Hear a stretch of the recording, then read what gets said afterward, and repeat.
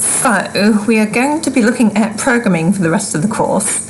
And the first thing that you're going to need to do in week 11 is go to the lab section and open up the tutorial using IDLE for Python programming. It will open up this PDF file, and we're going to be downloading software. It says 3.2.3, we've moved on since then. You're going to click on the link, and we're looking for Python 7. So when you come to this page, what you're looking for is a section on Windows, assuming that you are a Windows user. If you're a Mac user, then obviously go to the Mac section. But if you're a Windows user, you're going to click on the link, Python for Windows, and then you're going to click under where it says Stable Releases. You're going to click on Python 3.7.7, and then you're going to scroll down and you're going to click on the very last option under Files. And it might take a minute or so to download. It's not always particularly fast. But you're going to need to have this installed. So if you just click on Install Now, so that you can do all of the labs which are coming, basically. All of the programming labs rely on you having this software installed. This is what's known as IDLE, which stands for Integrated Development Learning Environment. And it's basically the program that we use to create applications or programs using the Python programming language.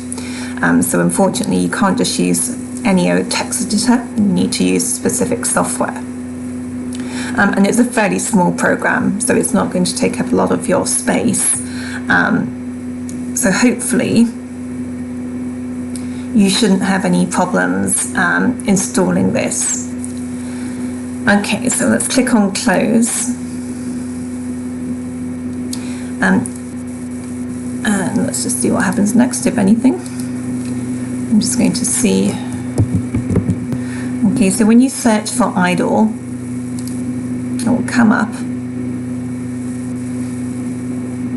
Excuse my background, I haven't updated since Christmas. And it will come up with this, what's known as a shell window. So when you get to the shell window, you do not start typing. At this point, you're always going to go up to File, and you're going to select New File. Okay, and this is where you are going to do all of your typing, and you can either minimize or you can close the shell window. It's entirely up to you, it makes no difference. And this is where your program goes.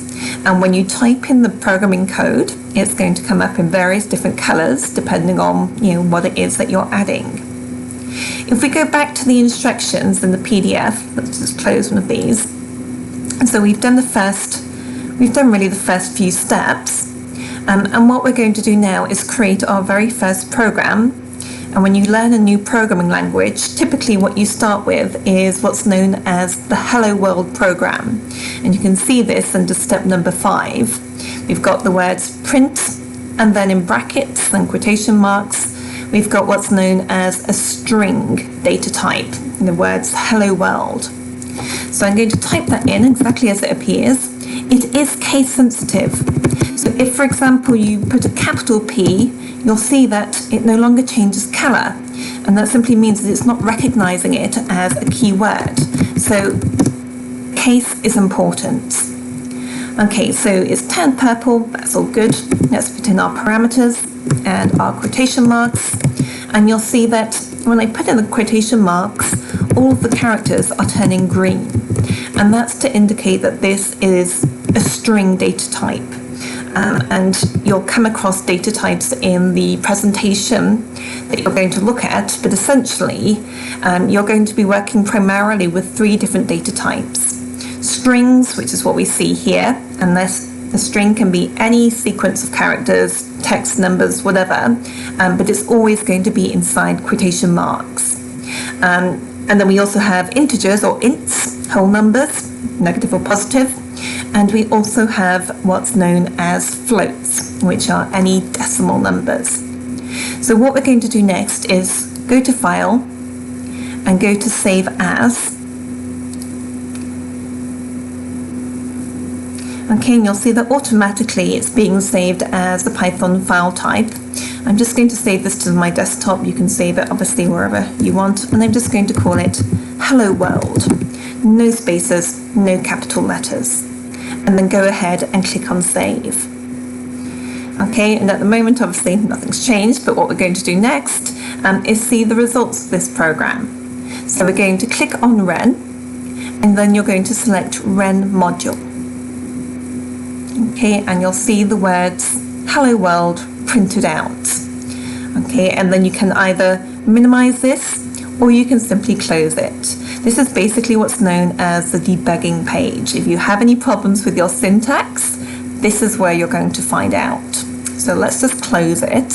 And so I'm just going to explain this. This is basically a function. This print statement is going to output whatever comes after it, which in this case was a simple string consisting of 2 words. Let's scroll down. Okay, and so we've done step 6, we've done step 7, we've done step 8, and now we're going to add in some additional steps. And we're going to do it in the same file. Okay, so the only file that you'll be uploading for this, in fact, you don't need to upload anything for this. I didn't ask you to upload it. But the only thing that you're going to need to do for this are these 4 steps and save it into the same initial file. So I'm going to leave a space. You don't have to, but I'm going to leave a space. I'm going to have my second print statement, which is simply going to say my first, and I think it says Python steps. My first Python steps. Okay, that's fine. My first Python steps. And again, you can run this. You don't have to save it first, because when you click on Ren and Ren module, it's going to ask you, do you want to save it? And obviously the answer is yes. Okay, so now you can see we have 2 lines of text being printed out.